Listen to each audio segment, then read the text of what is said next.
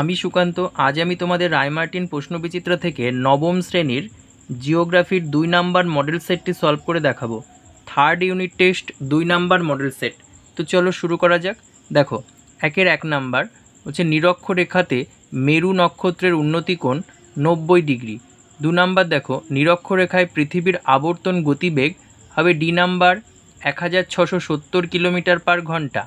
তারপরে দেখো 3 নাম্বার, একই অক্ষাংশ বিশিষ্ট স্থানগুলোকে যে রেখার মাধ্যমে যোগ করা হয় সেটি হলো অক্ষরেখা। তারপরে দেখো 4 নাম্বার, পৃথিবীর কেন্দ্র থেকে কলকাতার কৌণিক দূরত্ব হলো 22 ডিগ্রি 30 মিনিট উত্তর। তারপরে দেখো 5 নাম্বার, বহিস্থ প্রক্রিয়ার একটি প্রকৃষ্ট উদাহরণ হলো নদীর কাজ। তারপরে দেখো 6 নাম্বার, ভারত তথা দক্ষিণ এশিয়ার একমাত্র জীবন্ত আগ্নেয়গিরি হলো 3 নাম্বার দেখো ব্যারেন আইল্যান্ড। তারপরে দেখো 7 নাম্বার, বাজাদা এক প্রকার ক্ষয়জাত সমভূমি। তারপরে দেখো 8 নাম্বার, তুহিন খণ্ডীকরণের ফলে সৃষ্ট শিলা খণ্ডগুলিকে বলা হয় টেলাস। তারপরে দেখো 9 নাম্বার, পশ্চিমবঙ্গের সর্বাধিক ঘূর্ণিঝড় আক্রান্ত জেলা হলো সি নাম্বার দক্ষিণ 24 পরগনা। তারপরে দেখো 10 নাম্বার, একটি সম্পূর্ণ মনুষ্যসৃষ্ট দুর্যোগ হলো সাম্প্রদায়িক দাঙ্গা। তারপরে দেখো 11 নাম্বার, প্রদত্ত কোন রাজ্যে ভারতের বৃহত্তম বায়ু শক্তি উৎপাদন কেন্দ্রটি গড়ে উঠেছে? এটা হবে বি নাম্বার তামিলনাড়ুতে। তারপরে দেখো 12 নাম্বার, সুন্দরবন অঞ্চলে যে উদ্ভিদ জন্মায় সেটি হলো ডি নাম্বার লবণাম্বু উদ্ভিদ। তারপরে দেখো 13 নাম্বার, পশ্চিমবঙ্গের দুগ্ধ প্রক্রিয়াকরণ কেন্দ্র গড়ে উঠেছে এ নাম্বার ডানকুনিতে। তারপরে দেখো 14 নাম্বার, পশ্চিমবঙ্গে মৎস্য বন্দর গড়ে উঠেছে সি নাম্বার শঙ্করপুরে। আচ্ছা, তারপরে দেখো শূন্যস্থান পূরণ 2-1। দেখো, বুধ ও শুক্র গ্রহের কোনো উপগ্রহ নেই। তারপরে 2 নাম্বার দেখো, অধিবর্ষের ফেব্রুয়ারি মাসের 29 তারিখকে অধিদিন বলে। 3 নাম্বার দেখো, শুষ্ক মরু অঞ্চলের অবশিষ্ট পর্বতগুলিকে ইনসেলবার্জ বলে। 4 নাম্বার দেখো, পশ্চিমবঙ্গের ধান গবেষণাগার হুগলির চুঁচুড়াতে অবস্থিত। 5 নাম্বার, ছোটনাগপুর মালভূমি অবশিষ্ট পাহাড় বা টিলাগুলিকে স্থানীয় ভাষায় বলা হয় মোনাডন্ক। তারপরে দেখো 6 নাম্বার, পূর্ব বর্ধমানকে পশ্চিমবঙ্গের ধানের গোলা বলা হয়। তারপরে দেখো শুদ্ধ অশুদ্ধ। দেখো 1 নাম্বার, জন হ্যারিসন গ্রিনিচের সময় নির্ণায়ক ঘড়ি ক্রোনোমিটার আবিষ্কার করেন, শুদ্ধ। আচ্ছা, তারপরে দেখো 2 নাম্বার, রাঁচি ডোম ক্ষুদ্রকণা বিস্ফোরণের ফলে গড়ে উঠেছে, অশুদ্ধ। তারপরে দেখো 3 নাম্বার, 2021 সালের মে মাসে যে ঘূর্ণিঝড় হয় তার নাম ফণী, অশুদ্ধ। তারপরে দেখো 4 নাম্বার, হীরা পান্না রত্না এগুলি বোম্বে হাই তৈলক্ষেত্রে উল্লেখযোগ্য তৈল উত্তোলনকারী ক্ষেত্রসমূহ, শুদ্ধ। তারপরে দেখো 5 নাম্বার, পৃথিবীর বৃহত্তম ম্যানগ্রোভ গুজরাটের কচ্ছের অঞ্চলে দেখতে পাই, এটা অশুদ্ধ। এবার দেখো সি নাম্বার, স্তম্ভ মেলানো। দেখো অঙ্গার যোজন, এটি হবে চুনাপাথরযুক্ত অঞ্চল। 2 নাম্বার দেখো, মৃত্তিকা সৃষ্টির প্রাথমিক অবস্থা, এটি হবে রেগোলিথ। তারপরে দেখো 3 নাম্বার, দাবানল হবে বনভূমি অঞ্চল। আচ্ছা, তারপরে 4 নাম্বার, শিবপুর, এটা হবে বোটানিক্যাল গার্ডেন। তারপরে 5 নাম্বার, কার্পাস বয়ন শিল্পকেন্দ্র, এটি হবে হাওড়ার ঘুষুরি। তারপরে ডি এর 1 নাম্বার দেখো, পৃথিবীর গড় উষ্ণতা কত? 15 ডিগ্রি সেন্টিগ্রেড। 2 নাম্বার, 21 জুন কোথায় 24 ঘন্টা দিন হয়? সুমেরুতে।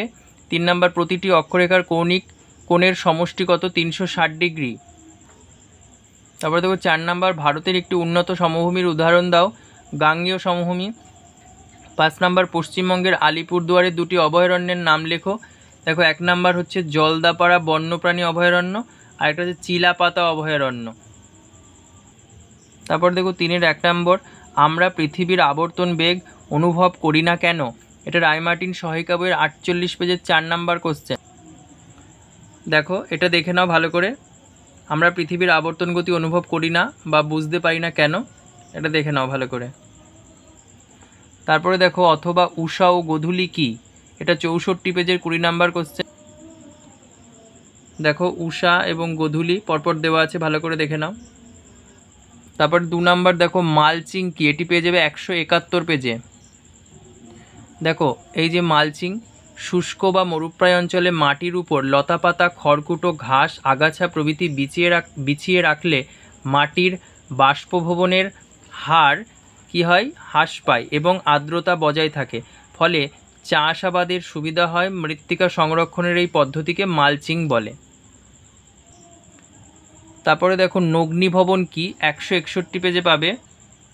দেখো নগ্নিভবন ক্ষয়ের মাধ্যমে শিলার ভিতরের অংশ উদ্ঘাটিত হলে তাকে নগ্নিভবন বলে। তারপর 3 নম্বর দেখো ভূমিধস কাকে বলে।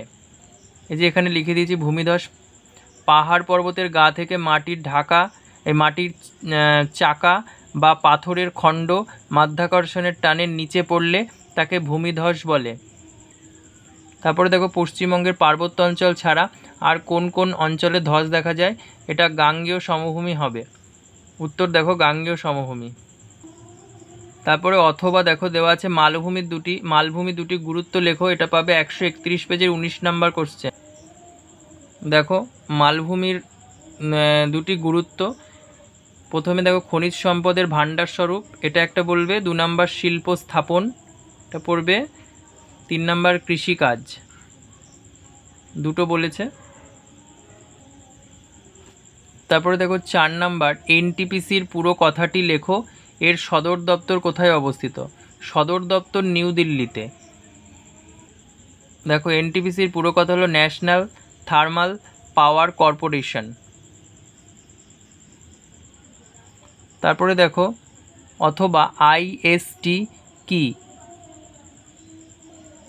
দেখো এখান থেকে আইএসটি দেখে নাও, ইন্ডিয়ান স্ট্যান্ডার্ড টাইম, পুরো কথা এখান থেকে দেখে নাও। দেখো এটি ভারতের কত ডিগ্রি দ্রাঘিমার স্থানীয় সময়কে নির্দেশ করে, 82 ডিগ্রি 30 মিনিট পূর্ব। আচ্ছা তারপরে দেখো 5 নাম্বার পশ্চিমবঙ্গের ক্ষুদ্রতম বৃহত্তম প্রতিবেশী রাজ্যের নাম লেখো। ক্ষুদ্রতম হচ্ছে সিকিম, আর মানে একদম পাশে প্রতিবেশী, আর বৃহত্তম হচ্ছে ওড়িশা। তারপর দেখো পশ্চিমবঙ্গের সর্বোচ্চ শৃঙ্গের নাম হচ্ছে সান্দাকফু, এবং দার্জিলিং শৈলশিলার সর্বোচ্চ শৃঙ্গের নাম হচ্ছে টাইগার হিল। দেখো লিখে দিয়েছি টাইগার হিল। তারপরে দেখো 6 নাম্বার অগ্ন্যুৎপাত শুধু ক্ষতি নয় উপকারও অনেক করে, দুটি উপযোগিতা লেখো। দেখো এখানে লিখে দিয়েছি উপযোগিতা, পৃথিবীর সবচেয়ে উর্বর মৃত্তিকা তৈরি করে। 2 নাম্বার দেখো চাষাবাদ ভালো হয়। 3 নাম্বার নতুন জমি তৈরি হয়। তারপরে দেখো অথবা পশ্চিমবঙ্গের একটি পরিকল্পিত শহরের নাম লেখো কল্যাণী, এবং একটি সর্বাধুনিক শহরের নাম লেখো কলকাতা। Thank you.